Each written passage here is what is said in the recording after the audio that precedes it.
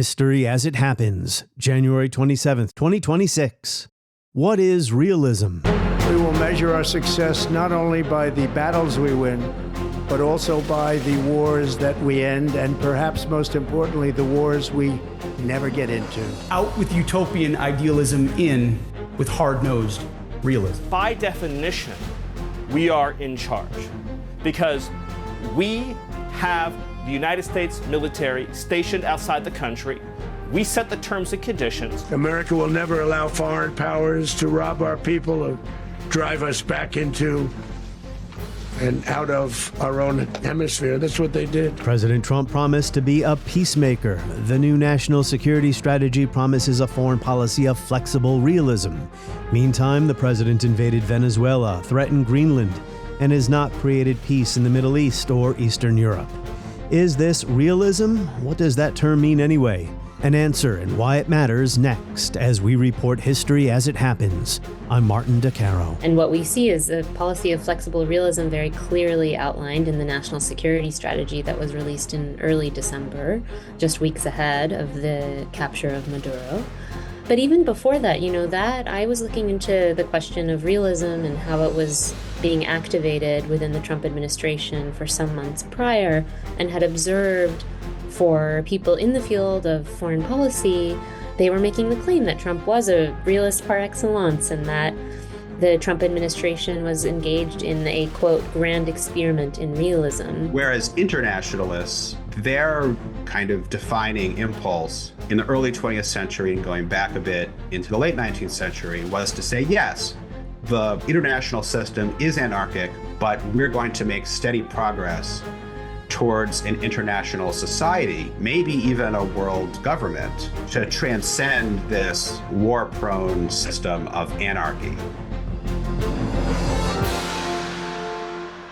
Spring 1945. Nazi Germany surrenders.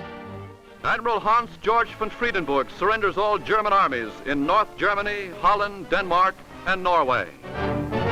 Montgomery signs for the triumphant finish of a fighting crusade all the way from the gates of Egypt. For this victory, we join in offering our thanks to the Providence which has guided and sustained us through the dark days of adversity and into light. Much remains to be done. In an essay for the New York Times, the scholar Linda Kinstler writes, after World War II, realism became a framework for rethinking the nature of politics. The collapse of the Weimar Republic, the failures of the League of Nations, and the cataclysm of the Holocaust had left a generation of political scientists, men like Hans Morgenthau, Paul Nitze, Henry Kissinger, and Reinhold Niebuhr, convinced that politics was fundamentally irrational and that the state was not intrinsically a force for good. They set out to construct a clear-eyed philosophy of international relations founded on the idea that great power politics is a fact of life. She goes on to say, realist thinking prevailed during the Cold War when the United States and the Soviet Union were rival hegemonic powers. The establishment of NATO in 1949 was a realist response to the nuclear threat posed by the Soviet Union. After the collapse of the Soviet Union, realism fell out of favor because the world had entered a unipolar era. Linda Kinstler, writing in the New York Times. She and historian Stephen Wertheim will be here in a moment. So the unipolar moment is long over, and we're a decade into the age of Trump, a man who wants to be known as a peacemaker. One of the 20th century's most notable realists, the late Henry Kissinger, delivered a speech in Norway in December 2016, just a month after Trump had defeated Hillary Clinton.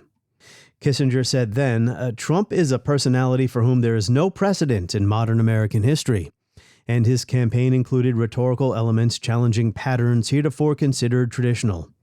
But before postulating an inevitable crisis, an opportunity should be given the new administration to put forward its vision of international order. Kissinger said the international debate should be over evolving American strategy, not campaign rhetoric. He also foresaw serious problems for the so-called rules-based order. Unilateral action is on the rise. Sovereign borders are becoming ambiguous, ignored, or violated. Again, that was a decade ago. Today, the second Trump administration is operating under a national security strategy that calls for flexible realism. As Secretary of Defense Pete Hegseth puts it, it is a return, at least in his opinion, to real Reaganism. War Department will not be distracted by democracy building, interventionism, undefined wars, regime change, climate change, woke moralizing, and feckless nation building. We will instead put our nation's practical, concrete interests first. Well, there are words on a piece of paper, and then there is Trump's outrageous and illegal unilateralism. Bombing Iran, blowing up suspected drug boats, invading Venezuela to kidnap Maduro, and most recently trying to extort Greenland from Denmark. Understanding ideas, understanding motivations is critical. If someone calls themselves a realist, then that should tell you something about how they might conduct foreign policy. Is Donald Trump a realist, or is this theory simply giving him license for unilateral aggression? Linda Kinstler is a contributing writer for the New York Times Magazine and a junior fellow at the Harvard Society of Fellows. Historian Stephen Wertheim is a senior fellow in the American Statecraft program at the Carnegie Endowment for International Peace. Our conversation next. Remember, you can enjoy 24/7 access to my entire catalog of more than 500 episodes, ad-free listening, and bonus content, all by tapping subscribe now in the show notes, or go to historyasithappens.com. Linda Kinstler, welcome back to the podcast. Thank you for having me. Stephen Wertheim, good to see you again. You as well. Linda, thank you for writing another thought-provoking essay, this one in the New York Times, about realism, or something called flexible realism. Why is this the right time to try to define these terms, and whether Donald Trump is pursuing some kind of realist foreign policy? I mean, I think it's important to look at the words that people are actually using to describe the policies. And what we see is a policy of flexible realism very clearly outlined in the national security strategy that was released in early December, just weeks ahead of the capture of Maduro. But even before that, that I was looking into the question of realism and how it was being activated within the Trump administration for some months prior, and had observed for people in the field of foreign policy, they were making the claim that Trump was a realist par excellence, and that the Trump administration was engaged in a, quote, grand experiment in realism, and that there had been, several prominent realist scholars appointed to various roles. So I think it was very much in the air, and I wanted to understand what it would mean. And it was actually kind of surprising in December to see it enunciated quite clearly, not only in the national security strategy, but also, Pete Hegseth gave a speech not long after that saying, in with hard-nosed realism, saying that this is the kind of defining concept of a new day that had arrived. And you had quoted some scholars in your piece who agreed that Trump, when I say agreed, not necessarily your position, they said Trump is a realist. Stephen, what did you think of Linda's essay, or what was your takeaway from it? Well, I thought it was a terrific essay, and I heartily recommend it to your listeners. I think, one of the great moves that Linda makes in the essay is to suggest, I don't want to put words in your mouth, Linda, so thankfully you're right here, so you could literally correct me if I'm incorrect. But one of the things I appreciated was, I think where the piece seemed to be coming down was that the Trump administration uses a vocabulary of realism, but that a lot of what we're seeing is more like a mocked politique, the performance of power politics, the performance of realism, if you like, and that maybe the showmanship, the self-presentation is more realist than the underlying policy itself. Well, flexible realism means whatever you want it to be, I guess. Yeah. To me, what's interesting is that why does realism always, very frequently require this adjectival modifier that precedes it? In the first Trump administration, the national security strategy advocated for principled realism, which, in my conversation, some people said, that at least has values behind it, right? Principles. Whereas flexible realism doesn't seem to have anything underlying it. It's very tactically opaque. How would you define realism, Linda? And then we'll get Stephen's definition.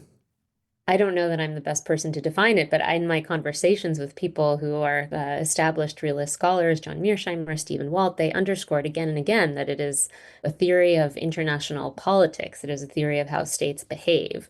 But It's not an ideology. It's not an ideology. Right, a theory. Yeah, it's a theory, not an ideology. Certainly not an ideology. But then I think there's another strain of realism that kind of comes from the Christian tradition that gets at its relation towards sin and the self, that identifies realism more as an ethos, as someone described it to me, a sensibility, a collection of ways of going about the world. So it's a very slippery concept. I think it's useful to think of realism, first of all, as a kind of broad school of thought where people can have family resemblances that might fit them into realism, but not everyone who's a realist would subscribe to all the different defining elements of realism. I think it's useful to think of realism in the context of its antonyms, and I would propose two that are especially important. So realism is often opposed to idealism, and that's the way the great thinker E.H. Carr set up his realist tract at the end of the 1930s, The 20 Years Crisis. That's a great book. A tremendous book. Interestingly enough, it's a critique of what he sees as overly idealistic international relations. But at the same time, he calls for not the replacement of idealism with realism, but rather striking a correct balance between realism and idealism, almost in a kind of Weberian sense of the politics of vocation, where, you know, there are moments when it's appropriate to say, here I stand, I do no other. And there are other moments when it's appropriate, maybe most moments, to think closely about consequences of one's actions and reason that way. But it's not like one is always and everywhere correct and the other is not. So I think the realist-idealist dichotomy is important. And I think that's really what the Trump administration, when it invokes realism, is appealing to, the sense that U.S. foreign policy making has been afflicted by excessive idealism in the past, and it wants to get away from that. By the way, flexible realism is a really odd phrase, because usually the modifier of realism is something like principled, as you say, to somehow say, well, you know, yeah, it's realist, but it's not, you know, that kind of nasty, amoral thing. There are also principles and values behind it. And so flexible realism, the modifier doesn't seem to get you anything. And then to make it even stranger, the national security strategy at one point says that President Trump's foreign policy is realistic without being realist. Right. So it actually disclaims realism as an international relations category. It says we're not doing realism. I don't really recall other administrations positively claiming to reject realism, as this one has done. So it's all over the map when it comes to the invocation of realism. All right, I'm actually doing the weave right now in this answer. So I'm now going to return. I promised a second antonym, and I'll give it to you. The second antonym I'd propose is internationalism. I think one of the foundational realist insights as it developed, as that school of thought developed in the 20th century, began with the identification around World War I of the international system as being anarchic. You know, it's a system of self-help for states because there is no overarching world government. And even though there might be international law, international norms, the notion of an international public opinion, those are things that do not function on the international level as government authorities function on the state level within states. Sure. Well, whereas internationalists, their kind of defining impulse in the early 20th century and going back a bit into the late 19th century was to say, yes, the international system is anarchic, but we're going to make steady progress towards an international society, maybe even a world government, to transcend this war-prone system of anarchy. And so the realists say, no, you can't do that. Either you can't do that, it won't work, or you shouldn't do that, because the only way to get to world government or something like that that would transcend anarchy would be through empire. Sure. Well, Stephen, if you're doing the weave, listeners can blame the host for not cutting you off. You tried, and then I cut you off. That's fine. We want to hear from the experts, not me. But I'm glad that, Stephen, you started to introduce some historical context here. We're going to get to the origins of these terms. It's okay to be floating around in the realm of theory right now, but we all know that there's theory, and then there's human experience, or just how policymakers, once they're in the seat of power, put these theories into practice. Nothing is 100% consistent over time. People have to be tactically flexible. Okay, that's my weave. Linda, you can respond to Stephen's antonyms, because I was going to ask, what is the opposite of a realist? But I also want you to define another term that pops up in your essay, Machtpolitik.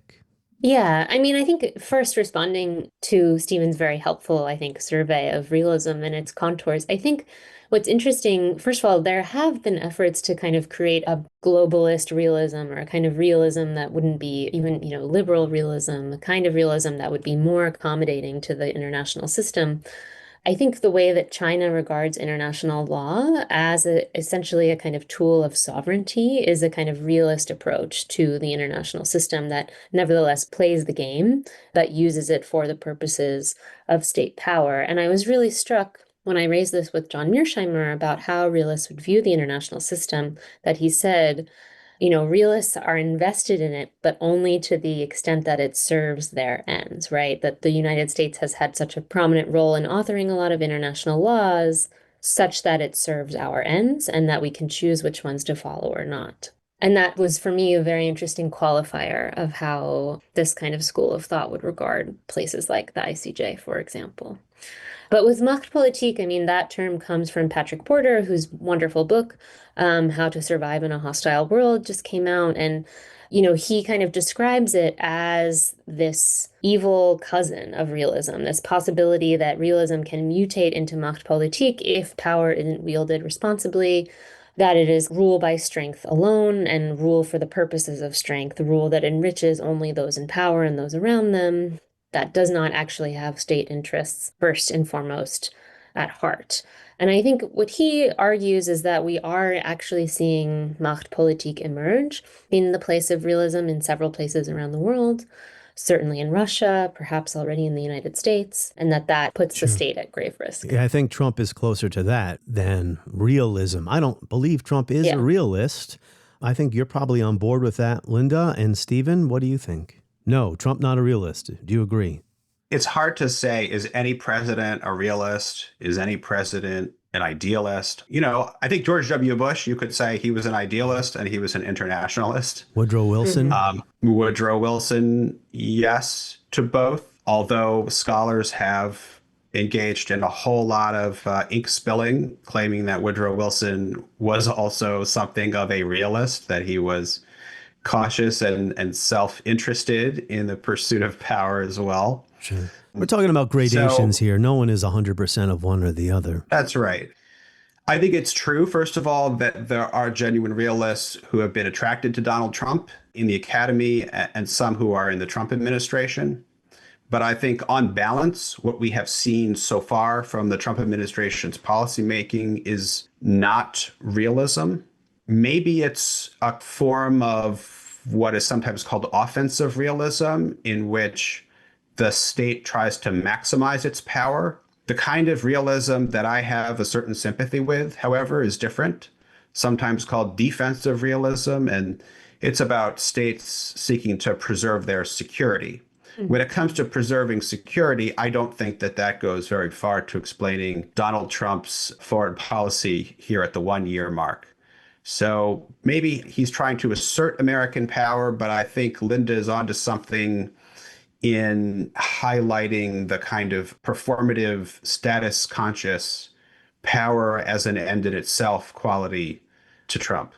What for me was the most alarming thing, and what, Stephen, you were one of the first people I talked to when I started working on this piece, was just this question of to what extent can we speak of realism at home in domestic politics as well? And I think this question of how power as an end in itself definitely speaks to the way we see the use of the armed forces being deployed at home. Understanding motivations is critical. We understand this in history, even if people aren't 100% consistent one way or the other. So I do think it matters. These are not just arcane debates or esoteric debates that take place in in the Ivy League, what do they call that? What's the academic tower? Ivory Tower. Take place in the Ivory Tower. So, ideology. Donald Trump is not an ideologue. Either is Vladimir Putin, in my view. There's no ideological system underpinning Putinism, but he is a practitioner of Machtpolitik. Henry Kissinger, one of the most famous realists, right? But he was also a primacist. He was a cold warrior. He never intended, even with détente, he never intended to rule the world together. Well, Nixon was his boss, but the intention was never to split the world with Brezhnev. Brezhnev's idea of reaching an accommodation with the United States, rule the world together as equals. So I'm just bringing this up, and Stephen, you can address this. When we talk about these terms and try to define them and then apply them to history or what's happening now, it gets very tricky. I'm just using Kissinger as an example here. A realist who was also a primacist. He was not against interventionism. Can an interventionist still be a realist? Why don't you pick it up from there? Why don't you try to untangle that Gordian knot of words I just shared with the audience? It's a large knot with many tangles.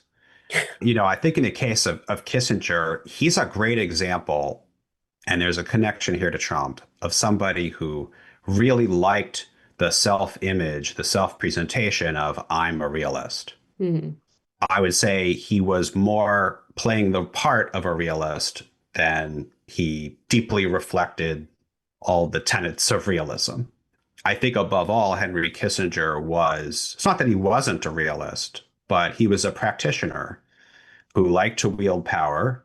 He was overt about that, but he stayed very well within the lines of the U.S. foreign policy establishment throughout his career. So yes, he was willing to make pragmatic bargains with the Soviets and advocate a better relationship with China in order to put pressure on the Soviets and put distance between Moscow and Beijing. At the same time, he continued, as the historian Mario Del Perro argues in his book, he continued to practice linkage, trying to link one issue in one continent to another issue and negotiate with the Soviets over that as if there was still a communist monolith, even though in theory he rejected that practice. And then if you look at sort of Kissinger's career from then on, he basically never takes a position that's very much at odds with where U.S. foreign policy thinking is. So if he's supposed to be a realist and, advocate the use of power only for the purposes of U.S. national interest, and yet he said, the United States should have intervened to stop the Rwandan genocide when it was fashionable to say so, and many other examples. And I do think that's very relevant to Trump, because Trump, you're right in a sense that Trump is not ideological in the typical way that we know American foreign policy figures to be ideological, right? To say that we're in a world of, democracy versus autocracy, for example. But in another way, he is very ideological. He likes hard-nosed justifications for what he's doing.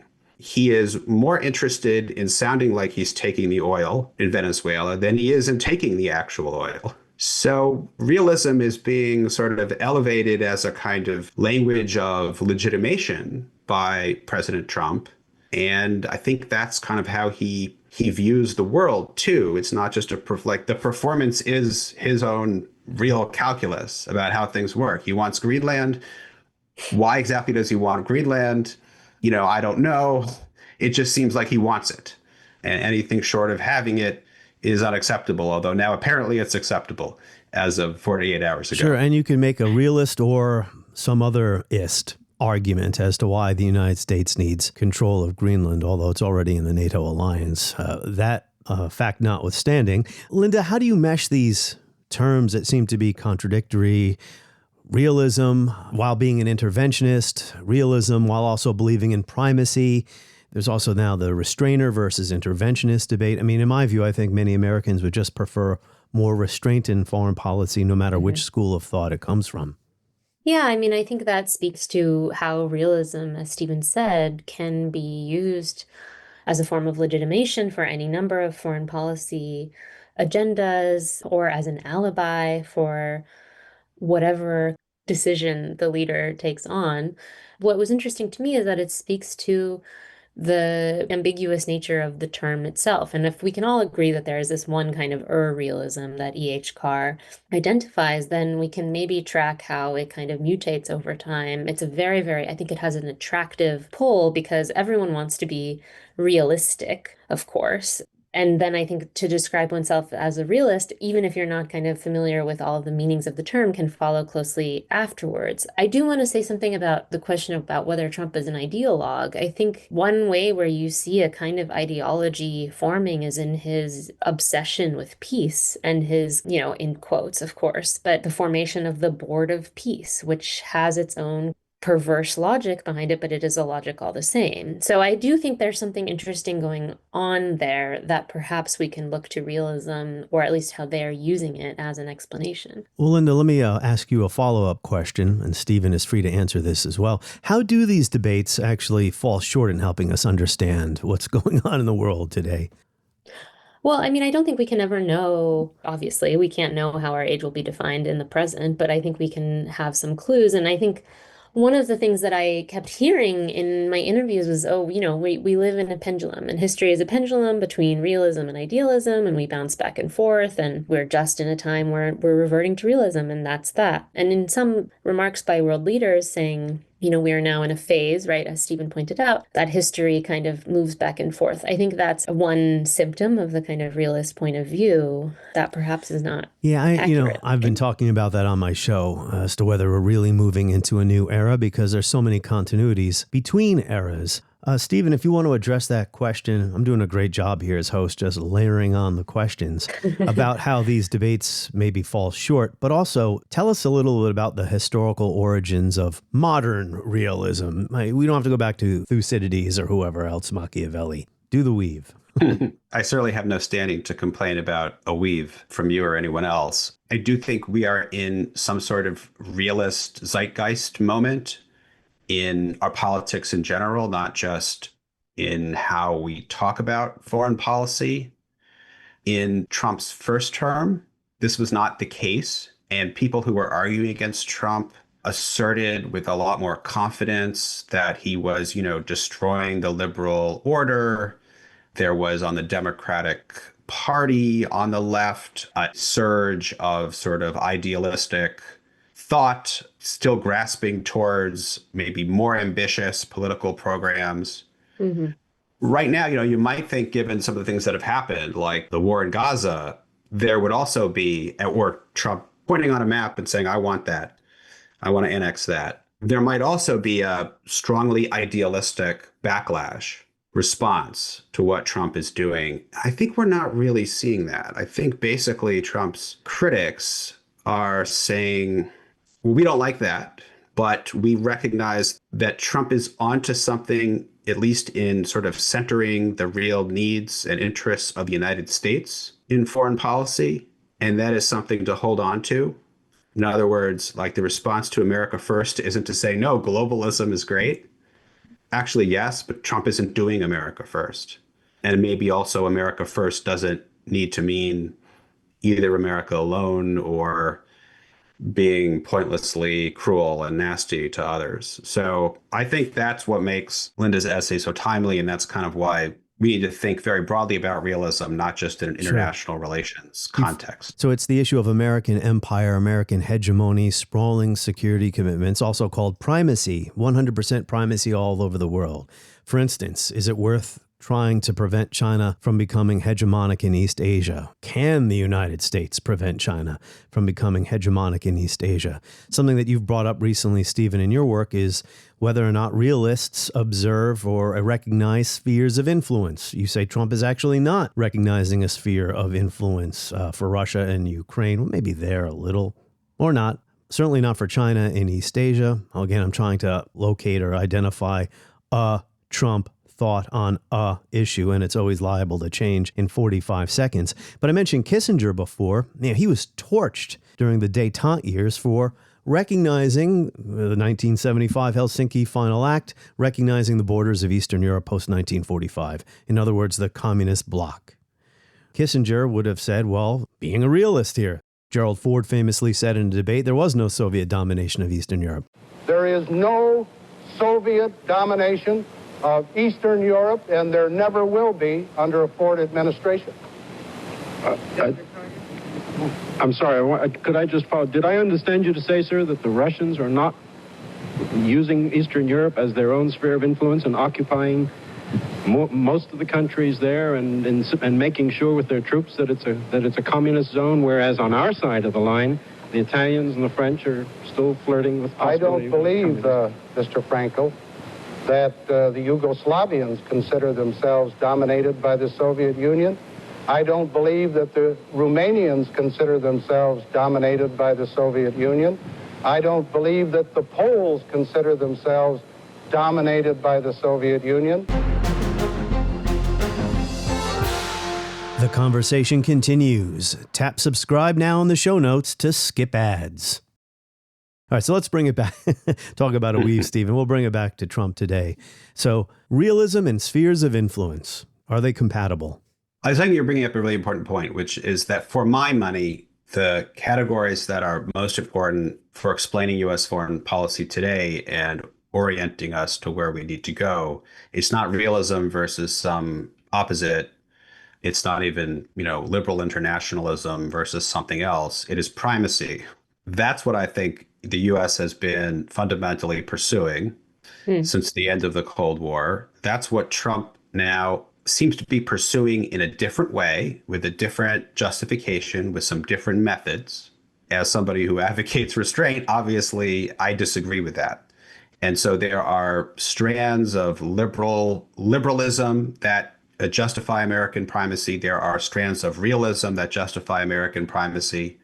Trump is using a kind of amped up imperialist, realist lingo with some kind of novel tactics in the use of quick military strikes.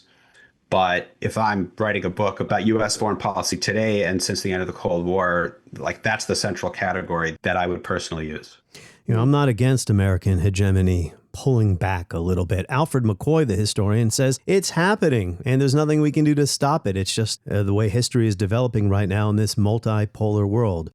Matthew Spector, who's an intellectual historian at Berkeley, makes this argument. He sees imperialism as being at the root of realism, and that any attempt to disentangle the two is perhaps futile. That he does say there are two strands of realism. One is more kind of oriented towards restraint. One of them is kind of more overtly interventionist and ultimately imperial. But I don't know that you can separate the two. And he talks about how you can trace them back to the late 19th century, to German thinkers who were coming up with terms like Weltpolitik and Lebensraum, living space. Now we know it because it's the term that Hitler used to justify his expansionist policy. So his argument is to kind of link what we would think of as 20th century realism actually to this 19th century imperial worldview. And of course, we can debate that, but I do think that at least some strands of realism come from this seed. And the Machtpolitik that Patrick Porter describes is not really kind of dissimilar from that, but their point of disagreement is whether it's kind of intrinsic to realism or whether it's a deviation from it. What about realism in this multipolar world? We're living in a multipolar world. Even during the Cold War, there was multipolarity. There was a non-aligned movement. A rather large country known as India was a big part of that non-aligned movement. Multipolarity and realism, it would seem that we need a real realism, pardon the term, because the unipolar moment, if it lasted at all, is long over. Mm-hmm. Right. And it's interesting. Actually, at one point, as I was working on the piece, I went and looked at all the national security strategies that have been published because they don't go back very far. And you can see that, certainly during the Reagan years, it appears in every single one. And then it's there until the late 80s. And basically it kind of drops out completely until the first Trump term. So you can kind of see the unipolar blip right there. What's been interesting is to see how this return, or this realist zeitgeist, as Stephen put it, has registered not only in US policy, but also, in the remarks of world leaders who are to various degrees rushing to adjust to this new world order. And I was really struck by remarks that the Singaporean foreign minister made, saying, we are returning to a world of spheres of influence where large countries will dominate small ones. And certainly in the wake of what has happened at Davos, we're seeing that all the more. And the response has been to respond with strength, and that has been actually working. That is the kind of realism at play. I don't know, Stephen, if you would agree. I mean, I'm tempted to say that, the United States basically claimed the whole world as its sphere of influence after the Soviet collapse. But policymakers would tell themselves that what we're doing is preventing anyone from having a sphere of influence. There's some truth to that. We were preventing other powers from having one while having one ourselves. Sure, because the world was moving in our direction. Yeah, I think you could see why some people who are interested in more foreign policy restraint by the United States might be tempted by the spheres of influence route. Because then you have like a hard limit to what is the U.S. vital interest. What are its defense responsibilities in the world? And you can draw a perimeter around it and say beyond that, it's really not our business. And there's great historical foundation for that in the United States, going back to the Monroe Doctrine. That said, that's not what Trump is doing. I think as of today, he is asserting American power across the board. He's not offering China a sphere of influence in the Indo-Pacific. He's not even offering Russia a sphere of influence in Eastern Europe or Central Asia. He is, I think, more in a pragmatic mode, supporting whatever will end the war in Ukraine. And that includes Russia keeping territory that it already occupies, maybe taking a bit more of a chunk if that's what Putin tells Trump that he needs. But there's no kind of broader offer on the table besides that. So that doesn't seem to be Trump's own vision. Yeah, I mean, I think with Ukraine, it's an interesting question, right? If there is a broader vision, because at least in what we saw originally, the terms being quite favorable to Moscow, you could argue, that the vision was a perimeter around NATO expansion, for example, right? Very limited possibility of further Ukrainian integration, that kind of thing. Trump is sort of ushering in it seems like a halt to the expansion of U.S. alliances. The national security strategy talks about NATO needing to not be an endlessly expanding alliance. So that's a little bit different from saying NATO couldn't expand a little bit further. Yeah, but Trump's been president for 5 years, and he simply has not been interested in making a broad deal with Russia over European security arrangements or just pulling large numbers of troops out of Europe. And I think actually what he continues to want is control over European security and European allies, and alliances give him a platform for exerting leverage on them. Yeah, I mean, that would take real work, doing a lot of these things. He's not capable of that. He's erratic. He is an interventionist. But I think, Stephen, you've made this point. Maybe, Linda, you have as well. He wants interventions that appear clean, not messy, won't get us bogged down, that are effective, that are spectacular, that are theatrical, right? That fits his style, and then where he can claim a brilliant masterstroke of victory. The United States Armed Forces conducted an extraordinary military operation in the capital of Venezuela. Overwhelming American military power, air, land, and sea, was used to launch a spectacular assault, and it was an assault like people have not seen since World War II. So here's what I'm dealing with now as I try to make sense of this world. So many of not just America's problems, but other powers have this problem as well. Discerning between vital national interests and peripheral ones. Linda, aren't realists supposed to be good at that? I suppose so, although I'm not sure that if you look at the historical record that that's what we see. What I was trying to, I guess, interrogate was this collapse of an ability to distinguish between threats abroad and threats at home, and this flattening of the approach. Stephen's made that point as well, as far as how Trump views threats. They're the things that cross the border. In the Cold War, it was what? Thermonuclear war. In Trump's world, it's people crossing the border, drugs crossing the border, etc. Go ahead, Linda. I interrupted you. Yeah, no. And I was just thinking, there was a very good essay by Nikhil Pal Singh in The Equator I think last week, that was called Homeland Empire, which, kind of made this point about primacism and how this kind of same approach that is being deployed abroad, right, to bully our friends, is also being rampantly deployed against US cities. That is perhaps one of the useful frames of describing our time. It's not realism for sure. It's, Machtpolitik, as you said earlier. And what are the implications of that? We're only beginning to see. If I were going to defend Trump to some degree for displaying some affinity with realism and sometimes in a good way, it would be that he seems very aware of the costs and risks of a no-kidding conflict, military conflict with major powers, Russia and China. He warned in the campaign about the risk of World War III. Are we on the brink of World War III? I think we're the closest that we've ever been. And, Joe, this won't be a regular war. This is not going to be, as I say, army tanks running back and forth, shooting each other. These are weapons of mass destruction, the likes of which nobody's ever seen. I've seen them. And this is obliteration. This is not a world war like we are used to. World War I, World War II were terrible, horrible. This is so much bigger than that. This is, like annihilation. I think that was a legitimate concern. When it comes to Ukraine, if you think back to the ugly spat with Zelensky in the Oval Office a year ago, Zelensky was basically doing a version of the domino theory. Well, Ukraine may seem far away to you, Mr. President, but if the Russians take over Ukraine or more of Ukraine, then they could take over X, Y, and Z, and then pretty soon that ocean doesn't look so big. And Trump waved him off. No, we'll be fine. Even you, but you have nice ocean and don't feel now, but you will feel it in the future. God bless. You don't know that. God bless. God bless. You will not have war. Don't tell us what we're going to feel. We're trying to solve a problem. Trump is displaying in that moment a sense that Ukraine implicates only peripheral U.S. interests, not vital ones. And I think this is important to explaining why Trump has declined to do much to escalate in the war in Ukraine.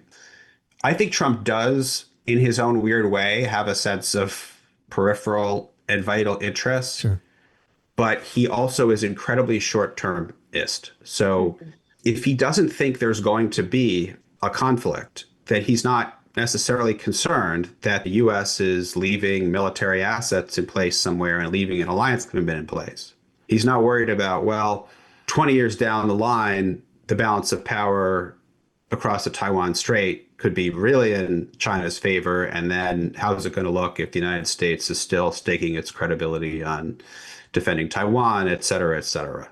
So, that kind of short-termism, I think, short circuits whatever productive policymaking might come from his limited but not non-existent ability to distinguish vital from peripheral interests. We can begin to wrap up. I want to introduce something else here that along the lines of this debate between peripheral and vital, there are real falling dominoes, but there are also psychological dominoes. And that brings in the issue or the curse of credibility. In Vietnam, the U.S. nightmare in Vietnam was a product of Cold War ideology. Had it not been for the Cold War, South Vietnam would not have been important to the United States. But Fred Logevall has argued ideology, domino theory become less important in the minds of decision makers as the 1960s unfold, and upholding U.S. credibility abroad by assuring our allies that they can rely on us. If we let down the South Vietnamese, our allies elsewhere in the world won't be able to rely on us. There are those who wonder why we have a responsibility there.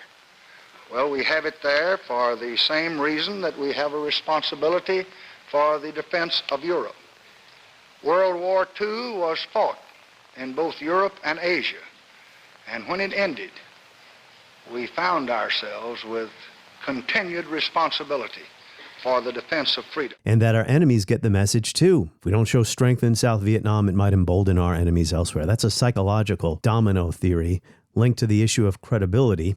There's personal credibility too, not just international credibility. Trump, to him, of course, his own personal self-image, right, is very important.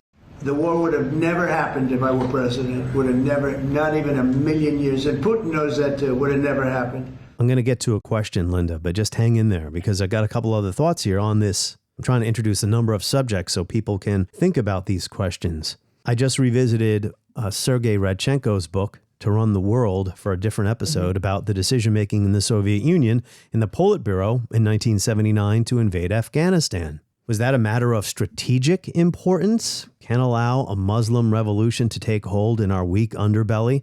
All the Soviet republics in those days were Muslim majority. Afghanistan was adjacent to them. So a peripheral, maybe what could be seen as a peripheral interest to the Soviets or Vietnam to the United States, becomes vital.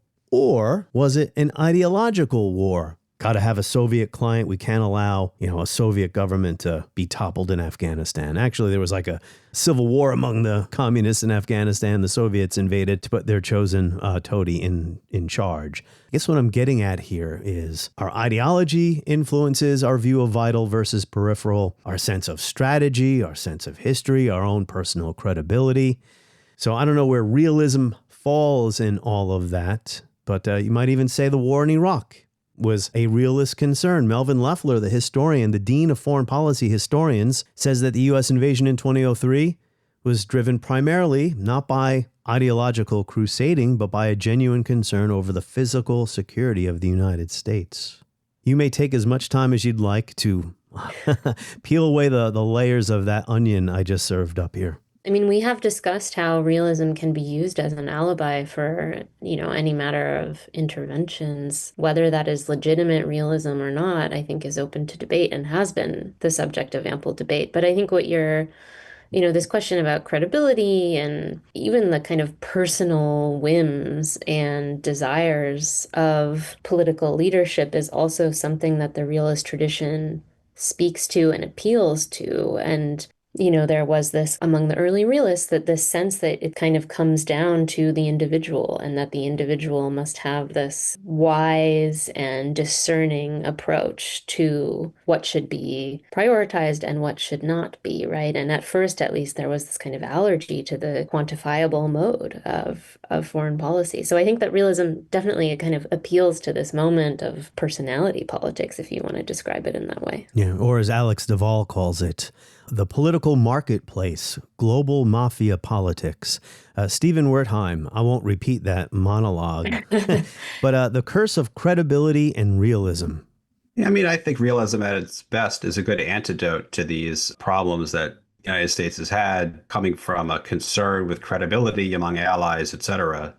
Realists tend to, again, at their best, tend to say, wait a minute, let's think about the specific interest the United States has in this specific place. By the way, other countries don't just see U.S. behavior as a monolith, a repetition of the same, no matter where the United States is doing something. They judge their own situation in specific terms and appraise what they think the U.S. interest is in their own security. This is one of the reasons why I've argued that a defense of Taiwan, should it ever come to that, God forbid, would not be pivotal to the balance of power in the Indo-Pacific. A lot of people argue that, well, if the United States, maybe Taiwan isn't worth, World War III with China, but if the United States doesn't defend Taiwan, then it will lose its credibility among allies. The Japanese won't trust us, so they too will fold to Beijing, etc. I think I have a basically realist reaction to that, which is, why would they do that? That doesn't make any sense. They will understand that Taiwan is not Japan, that the United States has a treaty commitment to Japan, but not Taiwan, that Japan is, in geographic terms, more significant, etc., etc. Also, countries don't like to be bullied and bossed around by other countries. So balancing, not just bandwagoning, is something that states tend to do. And if the United States is giving Japan the option of having a continued alliance with the United States, I suspect Japan will make the choice to do that. Or, worst case scenario, acquire nuclear weapons, which is not desirable in my view. But if we're talking about the alternative being paying the upfront costs of World War III with China over Taiwan, becomes significantly more palatable to me. So for my money, that's an application of realist reasoning that I think is useful. And that just leads me to one final point that I've wanted to invoke at various points in this conversation, which is that I think there's a lot of discussion about spheres of influence. Right now, I heard it in India when I was there last week as well. What people are missing is a concept that comes from the realist vocabulary, and that is a balance of power. If the United States is losing a position of global dominance and the world is no longer unipolar, it's not just that big powers will get to rampage over small ones. There is an option of balancing. We really miss that option in our political discourse, and I think we do that at our peril. Could Europe, even without the United States, balance against Russia in conventional military terms? I think it could. It'll take quite some time to get there, and it doesn't mean the United States doesn't need to be involved in some fashion in European security. But I think the sort of realist discourse is valuable here, whereas the liberal hegemonic discourse tends to make it seem as though the choice is the liberal order / U.S. global hegemony, or we retreat to a world of spheres of influence. Or complete maybe chaos. Just chaos. Yeah. Linda, I'll give you the final word here. I just want to say it's like the world is trying to pull us all into the 21st century with problems that transcend national boundaries. Climate change, migration, which is a reality of the world. It's only going to get worse, especially if climate change gets worse. Yet we're still being dragged backwards with these wars, brutish wars over territorial domination. And we forget about soft power. You haven't, Linda, but we forget about soft power. There are other ways to exert influence other than military domination. Certainly the Chinese have figured that out. They go around the world with big smiles on their faces and suitcases full of money. It's called the Belt and Road Initiative, however flawed it might be or unfair in some ways. But yeah, that's interesting. I mean, one of the Trump administration's policies has been to get countries in South America to pull out of the Belt and Road Initiative. I mean, I think, of course, soft power is very much alive. I think realism has much to say about the benefits of soft power. I think we could think about this whole discussion about why is realism important? Why is it vital to get a grasp on this zeitgeist that we're in? I think it's because we all want to understand the terms in which we are kind of navigating the world. I think there's no question that we see a retrenchment of U.S. soft power in this moment and basically very little interest in using that as a tool of statecraft, much to our regret. On the next episode of History as It Happens, historian Roger Griffin returns to answer the question, is Trump a fascist? Now that ICE thugs, a paramilitary army, has invaded Minnesota to conduct violent immigration raids, assaulting American citizens, even shooting some to death. Is it safe now to say, this is fascism? Remember, sign up for my newsletter. It is free. Just go to Substack and search for History as It Happens.